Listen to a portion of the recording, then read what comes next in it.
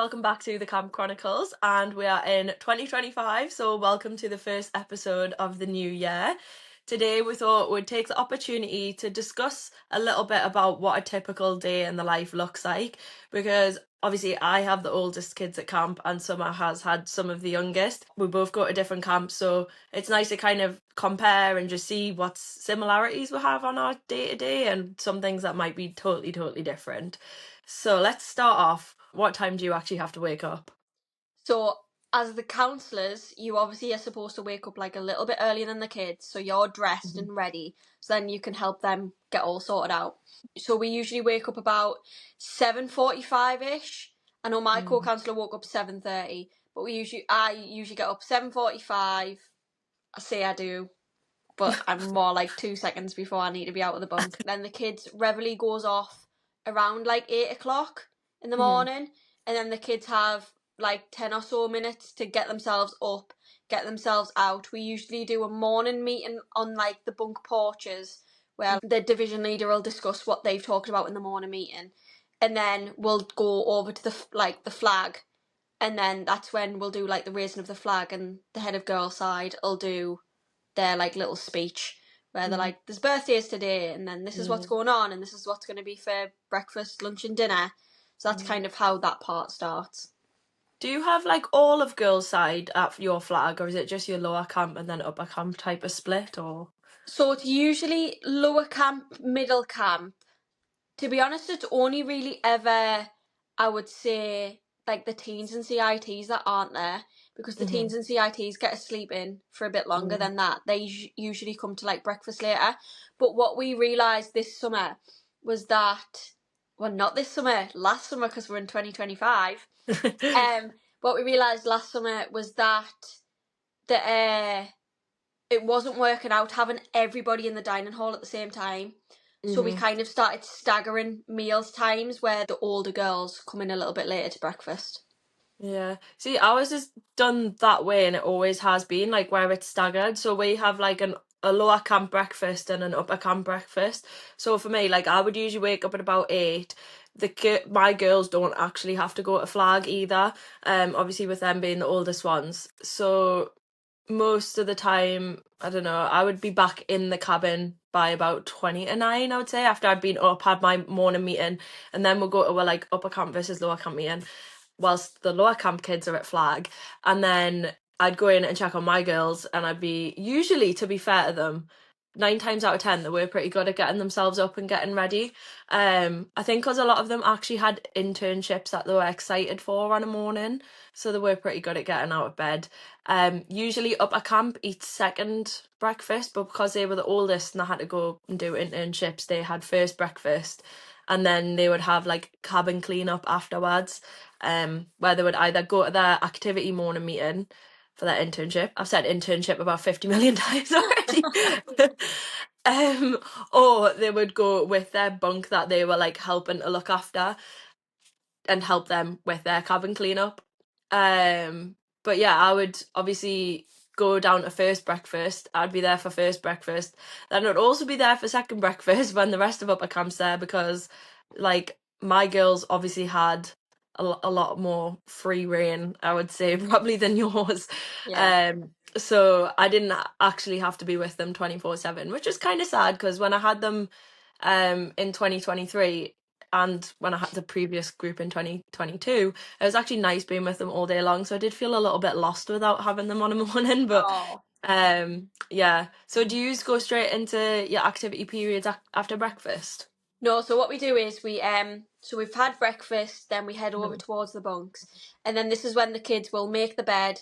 They'll do like, because we had a job chart, and they'll change like the jobs every day, and so they'll do the beds, they'll get dressed, and then they've got to do their jobs. So somebody will be like sweep, somebody will be like porch, like going and getting the toilet rolls, stuff like that from the girls' HC. So they'll do all that, they'll get ready. There's always the same kids that are left last who don't get ready, who haven't brushed their hair, who haven't brushed their teeth. And then obviously they've got to do sunscreen as well. So we have usually about like half an hour to do all this. That's when I always recommend having a speaker to have music going to motivate them.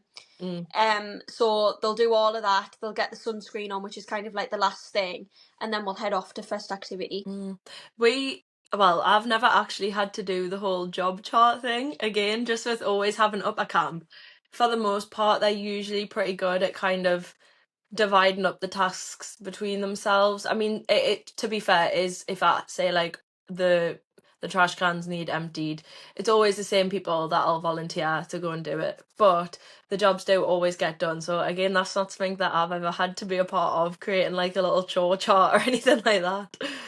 What do you do after breakfast then? So my girls, for the first 3 periods, because we have 6 activity periods in a day, they would go to their internships. So they would go like either with an activity or they're with like a bunk of kids and just helping out.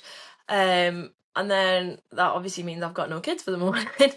So usually I would take my period off, either period 1, 2, or 3, just go and sit in the staff lounge and chill and stuff. And then the other 2 periods, I would either go and spend it with a bunk and like a kid. So I don't know, I might choose to go to climb a wall with Avery and her bunk, or I spent a lot of time in the craft shop actually. So I would usually go to the craft shop because there tended to be about 3 of the girls kind of interning there at any one time. So I'd usually just go and check up, basically make sure that they are actually helping and they're not being a hindrance. Or some of them would like do henna tattoos for us, or I don't know, try and think what I actually did on a morning. Do you know what I mean? There's always like something that I had to do. Yeah. But like when I'm thinking off the top of my head, I can't remember, but there was always something, like whether it be like sorting out their next batch of interns, or they would get like pick of the week, because they're called picks, the CITs, and I'd just have to write a speech for that. And like we made them like a little plaque that I'd give to them on a Sunday. So things like making that would kind of fill up my time. It's when you're out of the routine, isn't it? But as soon as you get back there and you get back in the routine, I bet you could Mhm. like list off everything that you do. Everything. But it's kind of Yeah. easier for me. I'm with the kids the whole time. My days are structured for pretty much the whole 7 weeks. And the days that are hard for us counsellors, like on lower camp, are the days that aren't structured. So for like Yeah. if we've got like basketball invitationals or like the football game, it's so difficult because the kids only have so much attention span for them. Then they'll watch it for a little bit and then they'll get bored, and then it's like finding stuff for them to be able to do, because then half of them want to go and watch the basketball game, but then half of them want to go and do something else and do an activity period. So it's actually the days that aren't like structured for us that are the most difficult ones. But after breakfast you've got like tidy up, and then you have your first 2 periods. Usually what'll happen is the kids will go to first period, they'll come back to they'll come back to the bunk, and then they'll go from the bunk again to the next period, because that gives them chance to put more sunscreen on, or put bug spray on, or change the type of shoes they're wearing. Or for instance, if it's electives, we can call elective time from the bunks. It's just easier, and then like send the campers and counsellors off from there. So that's kind of how like our morning is. I would say that when I used to have like full day of activity periods, I would avoid taking the girls back to the bunk as much as possible. Because once they were in the bunk, let's say if we had like swim and then they wanted to go back to the bunk to get changed, or it was like the period before swim and they were like, oh yeah, I'll just go and get my swimsuit from the bunk. You couldn't get them out. So I would avoid taking them back to the cabin as much as possible. I mean, I guess obviously it makes more sense for you, like when you got the little ones running around, they're probably more likely to come out. But yeah, the older ones, I just avoid it as much as possible. Did you have any like activities that you struggled to get the kids to though? Soccer, 100, like straight Really? away. Yeah, you didn't even have to finish that sentence. Soccer, or like, is the most difficult activity to take them to, because it's right at the top of the camp. You've got to get them to get the cleats on, and there's no shade where the soccer is. So it's so hot for them, and they just don't Yeah. enjoy doing it, which is funny because the majority of them play soccer at home. So they Yeah. actually enjoy playing soccer. It's not that they don't like it. And once you get them there, and they usually just play World Cup, to be honest. Once Same. you get them there and they're playing World Cup, they're absolutely fine and they want to do a couple of rounds. but you've kind of got to say to them, this is how I do it. I'm like, okay, well, the sooner we get there, the sooner we can leave. If we all participate, you know, and it's a hot day, we can leave like 15 minutes earlier. Say if it's just before lunchtime, so they can go back, take the cleats off. But soccer is definitely the most difficult one to take them to. Don't know if you find this with the younger girls, but every year I find that the activity that they're least likely to go to can change. So sometimes it's hockey, right? Like, for example. But then this year, the girls loved hockey because of like Jamal, who was there and he was the hockey coach, and the girls just loved it. And he was, to be fair, he was great. Like they would always like get involved and like he would like play with them, so they actually would be more likely to want to go there. And again, like I think it does. There's the location factor comes into it. Like you were saying, if soccer is like up and out of the way and it's hot, they're not going to want to go. It's the same for us. If the girls have got like soccer on boys' side, then they've got to go up to like spin. They've got to go all the way up to girls' side, which is up a hill, and spin is right at the very back of girls' side. And then if they've got like cooking afterwards, they're going to have to come all the way back down again. And trying to get them up to spin when they know they've got to come all the way up to come all the way back down. Yeah. It's really hard. No, and so funny what you just said there, just about like how your girls loved this specific area because of the specialist counsellor that was there. I think that is such an important factor in like the motivation for the kids. So like, even though my girls loved football last year in 2023, because of our division leader, and she was like so all about like getting them to enjoy it. The reason they didn't enjoy going there as much was because of the lead there. They didn't really like the way that he ran it. But then in 2024 summer, they loved going to football because of Sean. We love Sean, he's so nice. He like made it fun and exciting, and he had a lot of enthusiasm, and that made it easier getting the kids there. It makes such an impact on the type of specialists that run the area. It does, especially like the sport as well. Like it really, really does make the difference. So if I know, obviously, like we're given this from like cabin counsellor sort of perspective. If anybody is an activity counsellor that's listening or going to be an activity counsellor for the first time, like even if you might have a group of kids that don't seem as invested at first, like just try and like get involved with them and have a joke on. If you've got this full session plan drawn up for like basketball, and the girls come and all they want to do is play a game of knockout, play that game of knockout with them, because if they're going to get involved in it, like yes, you're going to be gutted because you've made this whole session plan and you think it'll be really fun, but if all they want to do is play knockout, then play knockout with them because they will actually be involved in the session. It's so true. And it's like, it's hard for general counsellors when we just kind of, we're like, come on girls, get involved. And if like the period isn't fun and it's not something they want to do, they'll not put like 100% effort in. Whereas like you said, if it's a game of knockout that they want to play, kind of do that, because you're right, it does make them join in. Yeah. There's actually so many staff that I could give shout outs to, like activity staff actually, that I'm thinking off the top of my head.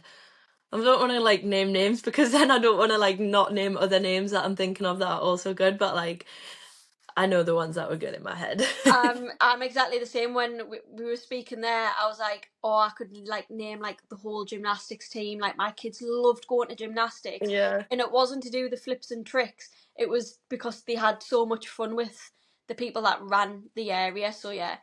Sidetrack, but it is really important that you make your area as fun as possible. So from like first and second period, we go into lunch. From second period, we'll take the kids back to the bunk. We'll kind of chill out for about 15 minutes before they call us there. And then we'll go into the dining hall. They'll have their lunch. We run a buggy system. So like, the counsellors will go up and get like the trays of food and stuff like that. But I think now the girls are older, they have more responsibility in doing that. So I know in like when they were the youngest girls, they wouldn't ever be allowed to go up and get like the trays of food or anything like that, or they wouldn't be allowed to go and get the pasta themselves or the sauce. But now they can go and do that. So that's kind of how lunch runs. We'll usually be in lunch for about like 25 minutes, 30 minutes maximum, and then we'll head back to the bunk, and then that's when we have an hour's rest period. Yeah. So do you have 5 activity periods, 6 activity periods? How many activity periods do you have a day? I think my first summer it was 6, and then it was Mhm. too much, so we changed it to 5. That's so funny. We've literally like done that the opposite way because we used to have 5, but then they found that the activity periods were too long and that the kids were then getting like bored. Not bored, but do you know what I mean? Like if it's an activity they didn't want to be at, they'd just end up sitting for a lot longer. So then they've switched it to 6. So it'll be after the 3rd activity period that we have lunch. And again, because the girls have been at their internships, they'll go straight to lunch with their kids, and usually hopefully if they want to be a good CIT they'll sit with their kids because the kids always want to sit with them. So yeah, I'll sit there for lunch, or I'll sit with some of my staff or the kids if they want to sit with me, it depends. And then we have rest hour afterwards again, so it's usually, I would say, probably about an hour long. The only thing that I think might be different for me with having the oldest ones with rest hour is that once a week they do get their phones. They only get them for like 15 minutes. So when they were in 10th grade, they used to get them during rest hour. Obviously, with them being oldest now, they would get them like on an evening after evening activity. But yeah, sometimes you used to have to sort phones out during rest hour, which was an ordeal, but yeah. I know the older kids at my camp, they get to call home. Hmm. I don't know if it's every day, but they have privileges and they're allowed to have a phone. But it's Hmm. not like your iPhone. It's like a little block, tiny The flip burner phone. phone. Yeah, that's what it is. The burner phones, they're not allowed. They're actual phones.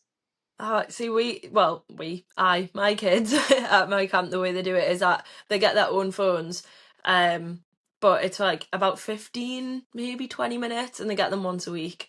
I think it's 9th and 10th grade. Well, definitely 10th, I think 9th, and then 11th grade, like the oldest ones, like I had, they get them on an evening instead, once a week, Are your usually. kids allowed like iPods during the day? Because our CITs are allowed iPods, and that's Hmm. what they can take like pictures on. And like, do you know how the younger girls have like, well, the younger campers have campfires, whereas Yeah. the CITs they have iPods which they're allowed to like take around and take pictures on, but obviously they're not allowed to connect to the Wi-Fi or else they'd be able to go on social media.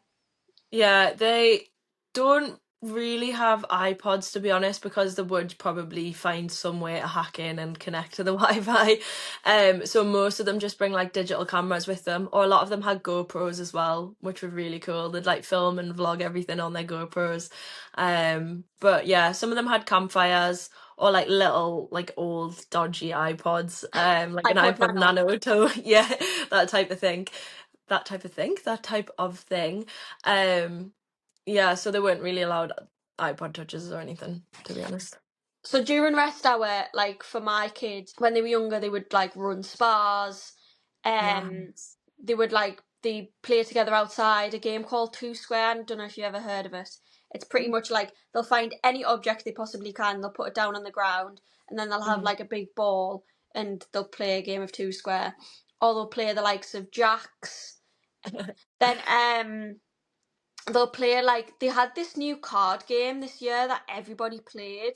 Taco cat something. I can't remember what it was called, but Yeah. anyways, like you would like have to it's just really fast moving and it was very confusing. Um, but that's what they usually do during like rest hour, or some kids will have like planned lessons. So for instance, they would go down to tennis and Yeah. they would get like a tennis lesson, so they'd go down and do that, or yeah, they just kind of sit and chill in the bunk together, really. Yeah, mine for the most part, rest hour is generally rest. Although sometimes, to be fair, some of them did like to go for runs. They go for runs around the lake, or they'd go to the gym sometimes. Most of the time they would chill and rest.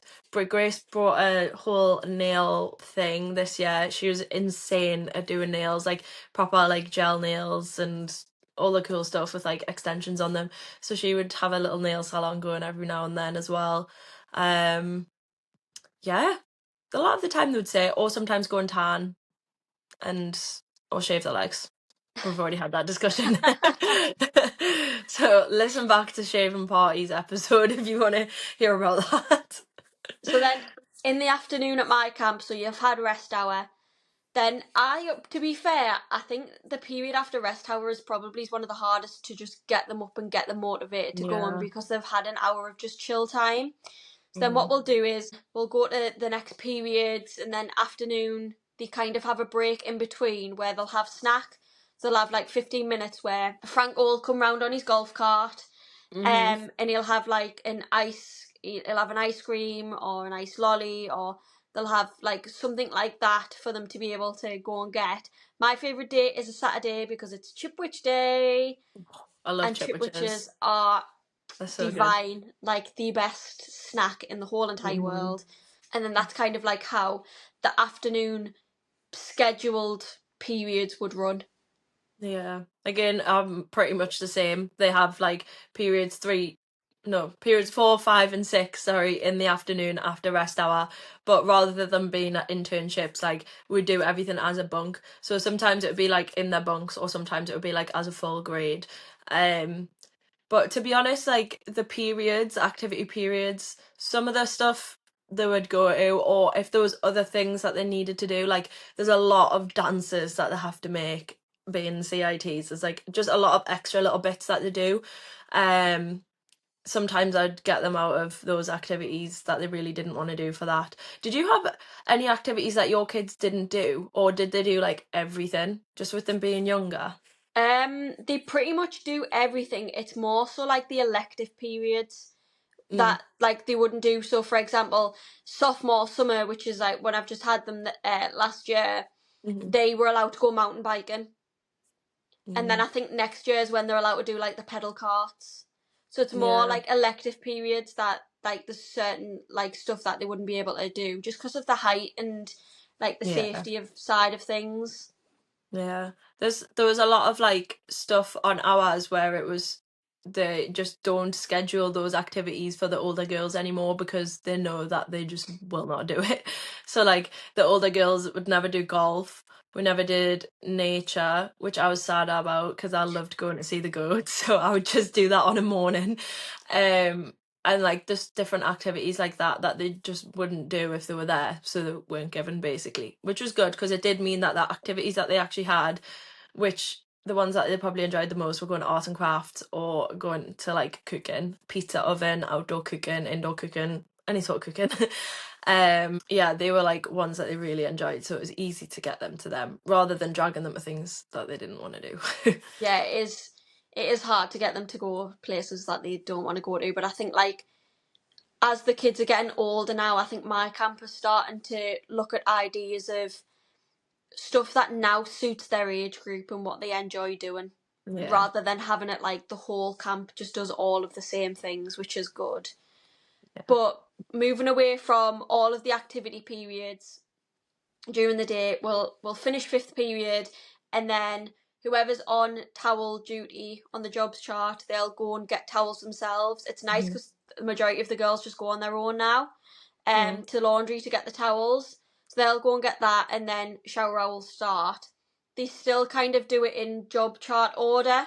So Mhm. whoever's got like the worst job goes first. Shower first. Yeah, so I kind of do that, and then like whoever's got a free period, they'll they'll shower last, I think it is. So shower hour they usually get about an hour to do, and then you really hope as they get older they don't take as long, because like when they're younger they like forget to like wash stuff out of the hair.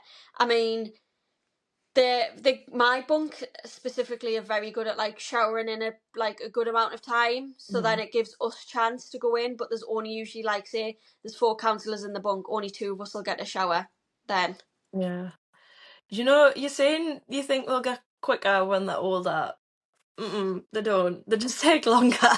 I mean, the way it works for us is after sixth period, they'll have snack and go. So like you're saying, someone will come around on a golf cart with a little snack, for everyone, and then it'll go straight into twilight, which is basically like an hour and a bit of free play. The younger kids are all supposed to be outside, out of the bunks. Um, the older girls, well, the oldest girls are allowed a shower, so like my kids would start showering during twilight, then they'd have shower hour straight after that, and they'd have second dinner. So they'd pretty much have like at least a 2 and a bit hour period of showering, and you'd still be like trying to like really have to encourage some of them to go in the shower, because you're like, come on, like we're like, you need to hurry up a bit, like we've not got as much time as you think. But yeah, they would obviously shower. I don't really have to check to make sure they've washed their hair for the most part. Make sure that they actually do get in the shower, because some of them probably would just like not shower if they could avoid it. Again, these are like little things that you don't really think about that you would have to do with like people that you're looking after. But yeah, things about making sure the kids actually shower is definitely a big one, and shower properly. And yeah, I think usually they would, for the most part, shower during twilight, be ready, and then they would go and like sit and do their makeup. We had like a separate cabin that had a TV in for the oldest ones to use. Some of them would go and sit and do their makeup in there, or there was like the tree house, which is another kind of parlor where people like the oldest ones would go and sit and watch TV. So they would just kind of chill until it was time to go to dinner, really. Well, they'd have evening flag, sorry, after twilight. Then they'd have shower hour, then dinner. Yeah, we do the same. So they've had shower hour, and like everyone kind of has the same amount of time to do that, and then all the girls will meet at the flagpole. They'll thingy the flag down, and then they'll kind of say, all right, lower camp, going to dinner. Then they'll go into dinner. Sometimes they do it where it's like, it's called food court, and we don't actually like go and get the plates. They just go to each station and get like, they'll get chicken nuggets, or they'll get pizza, or they'll get something along them lines. So that's like another style of food that we do, but most of the time they're usually just sat at the tables. So yeah, we'll do evening lineup, then they'll go in for dinner, and then after dinner they kind of have some free time. So it really depends on the age of the kids. I know, because I've had them freshmen, cadet and sophomores now. It gets like later that they go to canteen, because obviously freshmen go to canteen first because they have an earlier curfew, earlier bedtime. So say like they'll go around 7:15, freshmen. Cadets will go at like 7:30, and then so on. So we have like a bit of free play, and then we take the kids up to canteen. And now, because they're getting older, they get normal regular canteen, and they can get hot canteen as well. So it really depends on the day that it is. So like regular canteens, like your chocolate bars, your sodas, whereas hot canteens, like where they can get like pizzas and pretzels. So we'll kind of take them up there. If they've got normal canteen, they'll usually go to normal canteen first and then evening activity.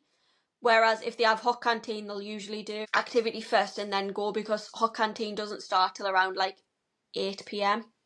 Yeah. See, this is really interesting, because this is like done again like totally different for us. So, I mean, you were talking about meals there. All of the meals at my camp are kind of like buffet style. So like they're not like, you don't get like a tray of food and bring it to your table for your kids. Like the kids will just go up with their plates, and they can get as much or as little as they want of whatever is the meal for that day. And then the only time where you bring the trays to the table is when it's like Jewish appreciation night, or sometimes some of the theme nights like sports bar night and things like that. And then we don't have like canteen or anything like that. So obviously the oldest kids, if they finish their dinner early before it's evening activity, they'll usually just go over the basketball courts, and like they'll just chill on the basketball courts, like have a bit of a mingle. And then the younger ones, they'll be at shower hour, and then they come down for the start of evening activity. And then after evening activity, there's always milk and cookies. So it'll be like Oreos or Chips Ahoy and milk. And then the youngest kids get dismissed first from evening activity. They go and get their little milk and cookies, and they go straight up to bed. Whereas the older ones, they get to stay up. So it's usually like pretty much always ninth grade and up can stay down on boys' side, like boys and girls, on the basketball courts until it's their turn to go up. But I'm assuming you probably wouldn't have had anything like that with the younger ones. No, so what happens is they'll their age group will go up to canteen at the same time. For example, boys and girls will go up at the same time, so sophomores, and then the girls can hang out with the boys, and then that gives them Yeah. like 20-25 minutes to all hang out together and mingle and chat on the basketball Mhm. court, which they all do from freshman age. They love the boys, or vice versa. They say they don't, but they do. So they'll kind of like hang out together there, and then sometimes we'll do like a co-ed evening activity, which my division like in particular loves doing. Or they'll do like just us, like just the girls, and just the boys will like do separate activity periods on a night time. So like canteens the time where they can hang out like boys and girls together. Mhm. So pretty much all of our evening activities are like co-ed. Like there are some kind of divisionals or this where it'll be like freshman and sophomore boys and girls will all like do something together or blah blah blah. Or sometimes it's split boys and girls, but for the most part I would say evening activities usually always boys and girls together. But then yeah, after evening activity, that's when they were, I don't know, it's called deck time at my camp. Not really sure why it's called deck time. I think it's because maybe they used to all sit on like the deck of Olympic Hall, which is like a big hall thing at camp. Whereas now they just kind of go on the basketball courts. But yeah, they're just allowed up until they get dismissed. So obviously I had the oldest one, so they'd usually be up till about 10:30 ish. Um or 10:30 if you're American, because Americans don't understand 10:30. They don't know what time that is. Well, I'll say not all Americans, I will not generalize. But yeah, so they usually be up to about 10:30 and then they get sent up. But my girls, they can have like a bit of a buddy system. So if some of them wanted to go up to the cabin sooner, then they could.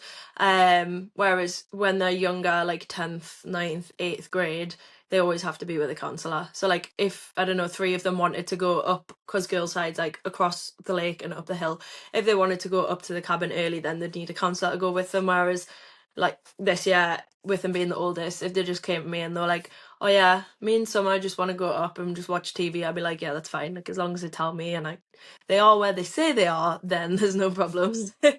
Yeah, I was, like you said, I was never allowed kind of in the bunks or anything on their own. It's Yeah. usually we take them like down. Like if one kid wants to go down, you've usually got to kind of be like, can we wait a little bit longer, because you're Mhm. losing one counsellor for one camper, and Yeah. you've got another 29 there with say only like 4 counsellors there, because it might be like days off and stuff. Hmm. So that's kind of how it runs for us. But next summer, which is obviously this year, woohoo! My girls actually have a bit more free reign, where they're Mhm. allowed around the camp on their own. They've Mm. got curfew, but they're now allowed to go off and um, go away from the canteen area, should we say? Um, but we've got this thing at our camp called the zone that campers Hmm. aren't allowed in Hmm. for many reasons. I'll leave I it. think Yeah, I we have know this. I know exactly what you're talking Yeah, about, we especially have the having the older zone, ones. and I'm a little bit nervous now because my girls are older, and so it's going to be fun to kind of see what that experience is going to be like, being able to give them like that more free reign to go off and kind of spend time with their friends and stuff. Maybe a little bit more like outside of my eyesight. Yeah. I mean, if there's any advice that I can give you, generally, I would say trust them until they break it, because they're less likely to do something if if you like, do you know what I mean? If they know that you trust them. Whereas if they're thinking, oh, well, they think I'm going to go and do something, so I'll go and do it anyways, Yeah. then they're probably going to do it. Like, do you know what I mean? So I usually give my kids all the benefit of the doubt and trust that they're not going to do anything that that they know they shouldn't until they do. But yeah, my kids generally, I'd say for the most part, didn't break any trust. So maybe I just had a great group of kids, but yeah, I wouldn't stress too much. But yeah, after 10:30, all the girls will go up, the boys will go to their cabins. My girls had a midnight cabin curfew, but once deck time's done and everybody's been sent upstairs, like all the girls are being sent up to girls' side, they aren't obviously allowed back down.